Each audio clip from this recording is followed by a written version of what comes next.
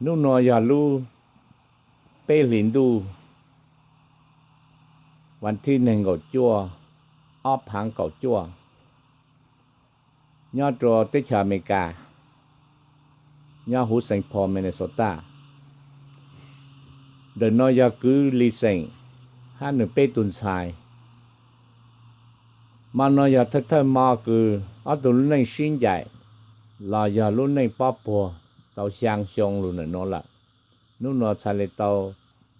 าจะไม่ยอจะรุ่นโจหูเจเนาะไอ้คือยังมั่วจะรุ่นไทยมินจีจอเนี่ยเนาะเคยจ่าว่าเก่งคือมาจะเลยเดินน้อยคือลีเซงไอ้กูยังมั่วเขาน้อยจะรุ่นโดนถาไปลูเก้าคือเนี่ยนู่นนอเจ้าตัวก็จะไม่ยอมรู้โจนนัวยารู้จันเด็กคือไม่อ่านหนักสิรุ่นนี้จีจงเลยสู้เกสังหาจีจงเลยสู้เกณฑ์ชายเต้สามารถเต้มีตัวไม่ยอมจ่อเจรุ่นนี้ป้าปัวนู่นนอก็ต่อจะไม่ยอมรู้โจนนัวก็สิเนี่ยก็สั่งเลยจ้ะนู่นนอกูตะการที่กูจะมีอยู่กูเนี่ยอีเตาซึ่งจ่ายเตาเสียงไม่ส่งกูโมเกจงชาแห่ก็เชื่อโมเกตูชาแห่กูถอดกูปูกูจะมีอยู่หาแต่จังชิโมหนาชิโมจีพวกยอนจวจ้าดูเตาเสียงไม่ส่งนัวยาวีจุเกน่ะปีจิตใจช่วยหายเนี่ยตัวลูกได้แข่งแบบนัวยาลูกได้แข่งยี่เพ่งแล้วสิเป็นบ้องจิตใจสิเดี๋ยวโมจุเกยี่เพ่งนอโลโอตัวจุเกหนักจีแหละจีเอาจุเกยี่เพ่งมันถอนนอนท้อห่อห่อเป็นโมสีตัวจุเกหนักจีลูกได้จะป๊อปปัวกูใส่ตอนแจกกูจะมีโยนนอเลยจะป๊อปตอนแจกกูหมดเตาเสียงเลยส่งจีเลยส่งออกผ่านก็อ๋อลูกสุดโจนตั้งชิโมมายายลูกเนี่ยเกิดตัวชาเกินก่อนเลยกูสาหาตัวอีจอมมอชัวเล่นชัวตูก่อนนอนจีช้าโอเลนอละแต่ยังไม่ได้จีรอเอาลูกตัวนี้จงหาโมยลูกเนี่ยใช้กับใจเจจีช้ามอจูเกอชีจะรู้ใช้ใจเจยังถอดตัวแล้วเกจงตั้งวันจงจีโดอันละยังอยากจีต่อตะก้าลูกเนี่ยแต่นอนยายลูกเนี่ยเกิดตัวชาเกินก่อนเลยนอนซาเลโมยืนยอดตัวหุ่นเลยนอนมอบีนอนแขกจ้าว่าก็มองห้าขาดตัวจนเฉยเลยชนิดชตูกับจีช้าว่าเตะอยากจะนอนจงเลยเกิดกูนอนละขอนอนในจีกูชอบสิว่าตั้งสิเป็นตัวยาตัวลูกแข็งนอนลูกเนี่ยจงเลยมันจะจ้องตัวเกินก่อนเลยพอกับชนิดชตูจะต่อก้างคือจะต่ออดจีช้าอดเลยกูเตะว่านอ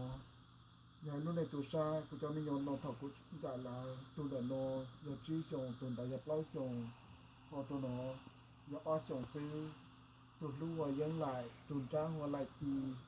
ตัวยาวนอนหัวไอ้หนีเท่าเชื่อจ่ายละมีตัวใช้กูมาตัวนกดไล่ล่าซื้อตัวกูเตะถือเตะชอตัวเตะเย็บโป๊ยากเขาติดตัวคันดาวเย็บจิกามองตัวเลยหนามองเลยมามดรถเทงจมูกปอกกระโดดเช่มาโกนจานโจลูกขาใจตัวซื้อมาก็ช่างเปลยเลยมาลูกเลยลูกซื้ออยู่ลูกกมลเจพงเราอดจิตเอาเลยเกิดลูกชาสังดีเป็นยาตัวลูกได้เฉยนอ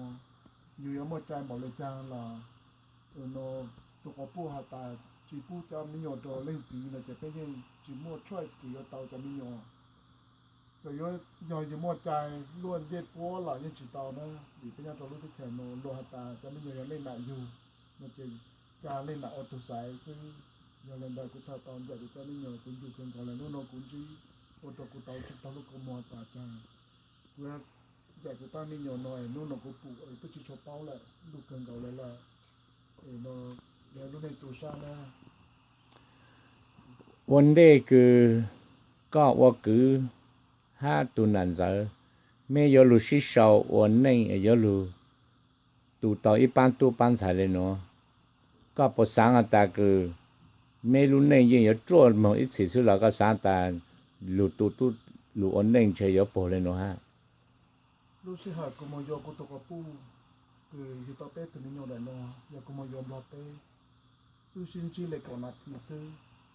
เวลาย่าตาหยากูเนี่ยลูกกูลายหยานี่อีใจซื้อโยละเขาซื้อโยตอละมาเลยลมเบี้ยวจุกเกซื้อลูกแต่ก็ยอลูกกูลูกก็กูตกปูตอจอนลูกตอกูอีปอยากจังละหาตาตัวยลูกกูซื้อเลยที่ตอมองมีที่ตอมองจอนลูกเนี่ยตอนจานลูกวัดกูนอนลูกชอบเลยเนี่ยตัวกูไปเชย bla hu yan chan ha ta ya lu ku nên tao nó sắm bàn tôi cho luôn tu ha ta ya lu ku ta si thọ tôi cho lu cái channel nó nếu như vậy tôi là cái trong cái gọi của luôn này ha sao món đi theo ta ta si tao in đồ sư tao sang lấy xong sư để luôn này một chút trái lúc sáng sáng để khai lấy tao sinh chạy để sinh chạy tao sang lấy xong là ha thay tao ha ta cái chỗ cái nó chỉ là thọ cái gì rồi nó cho thọ cái nó đặt cái gì nó giờ tao cọp lâu xong thảo mẹ lu sĩ sau này bé mẹ pi lu tàu tê mẹ tu mình nhỏ nó rong gạo rong rau tàu tê mình xài nó cứ tê tu rong gạo chi lên nó ở lúc này họ chỉ rong lên lúc sáng sáng lúc này họ chỉ sĩ hủ chỉ chờ lên chú kiểm tra hay chỉ chờ lên chú kiểm bảo số cứ chú kiểm tra ở thảo mẹ tê mình nhỏ nó dù tàu lên nó ở lúc này mới sĩ chạy lên nó lại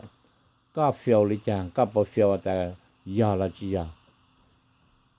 thảo lúc này rồi nó là luôn nó có đặt cái gì của cho mình nó có phiêu hạt ta cho yang cái ôi tôi lên nhà cái tham thảo lại ta chỉ vì bố lo bảo sao mà luôn chỉ giờ thảo của hai nó là cái trồng trên chỉ này cái bao là cái tổ chỉ này cái chỉ sao mà luôn cho luôn gì cho luôn chọc vào trên là giờ dẫn chạy ít ta là tôi chỉ này ta sẽ có tên chạy cho tổ chỉ này cái nó bao ta giờ bao hạt ta giờ chỉ nhớ tổ hula cho lại tàu sinh chạy giờ tôi sao cần có lại tôi cũng cho mình nhiều lu giờ này nó bao nhiêu chỉ một chỉ đủ là hù tôi sao hả cú như chỉ có cá hạt ta tắm tiền là cú yêu tàu lại chăn cho tôi cho mình nhiều vì cú như chỉ một choice là giờ hạt ta ôn cho cú nhỏ cú chơi hạt ta cú yêu bán cả nó bao tàu lúc này rồi ta chỉ vì có chỉ một chỉ là cú hay yon toàn chạy po toàn chạy cú chỉ bao lúc này tắm đây yêu trong này chăn mà cú cúp lúc cú cho mình nhiều tiền cầu lên nữa但是呢，家咪都咪有喏，都蛋糕蛋着蛋了，有到一家咪都咪有炸起来喏，一路那下播来喏了，个上下大家地住在的去喏，那要地路下路就多呢。cuốn chơi hạt taเขาôn tới Tshajplaws giờ sa tôn này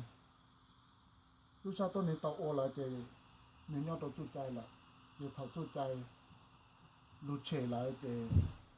lúc hạt ta một chạy bỏ lại chạy là thầu chút chạy đi chỗ chỗ lại chỉ tới sao ô chỉ tàu lại cái lúc sa sáng giờ sa tôn này là vì pe cho hai này mong là hai này Asia nó pe lúc sa chạy lò lúc cái gì pen giờ kiến thằng nó thằng họ ta chỉ pe tôi này Asia tôi tụt rồi lúc đó chờ nó cái gì pen giờ cái Asia là họ nó chạy ô tô pe lúc này bao phủ rồi này 但是呢，那路那个nhà mà ô nhà tàu sang sông nó là,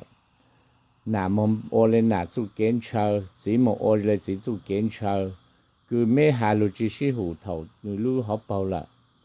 giờ lúc này xài lên mất trà rồi cho nó là, cho mình nhiều nó giờ mấy ăn lên lê,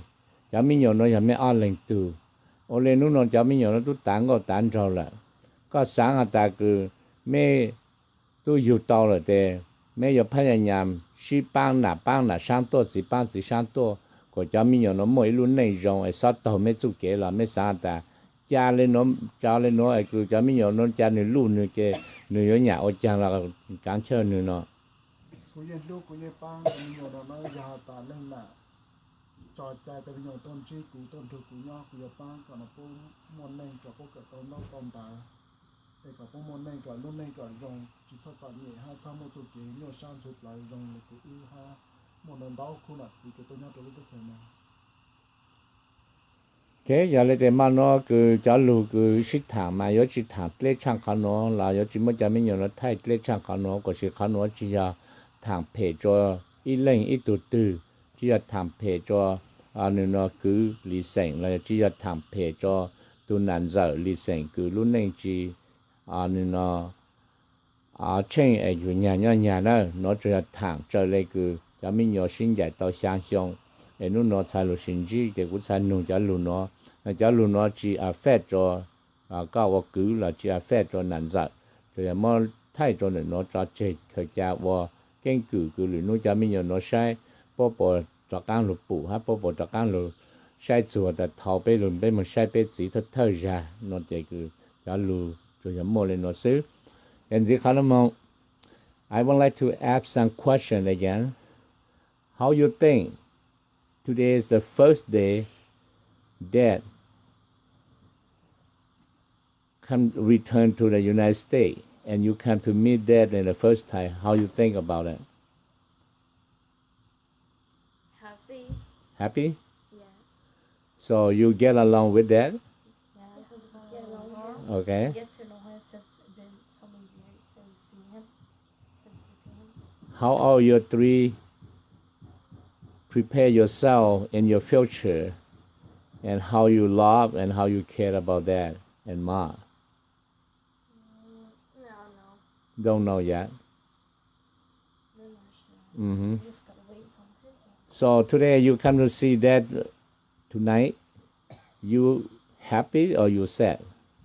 Happy. Happy, same what you happy with your mom, with mommy, right?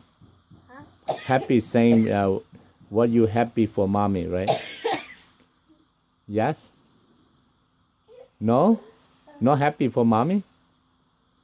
Why? I don't like her. How come? She's quite mean. Is it? And she always talks about us when we do something. She not talking night? She do talk nice, but sometimes when she get mad, she yells. Oh yeah? Couldn't you educate for Ma to understand and to calm down her temper?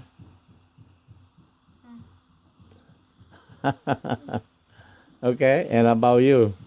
Mom get mad for you too? Dad get mad for you too? No? Really? You miss Mom and miss Dad same? Okay. When you turn 18 and what you think you will plan to support Mom and Dad in the future? By helping them? Mm-hmm. And to take care of them? Yeah. Okay. And make sure their health is good. Okay. Good. And always is the true thing. Yeah. So, this one will be keep for the history for all your three kids can check it out next 20 year, 30 year. Okay. When you got your child same your age and you can return to check on YouTube here and you can know and compare to yourself. But my recommend for all your three, don't follow Mom and Dad the way they do for yourself in the future, okay? Okay. All right? I love you very much. I would like to love you too. So, So we love each other because all of you are my children. It's a true thing. other that, not a thing, whatever, you stay with Mom more than Dad. But don't forget all you three still be the Kang family and the Kang daughter in the future, okay? All right, good, super. Nice to talk to you and good to see Dad tonight. And I hopefully this one will be posted on YouTube and for the record.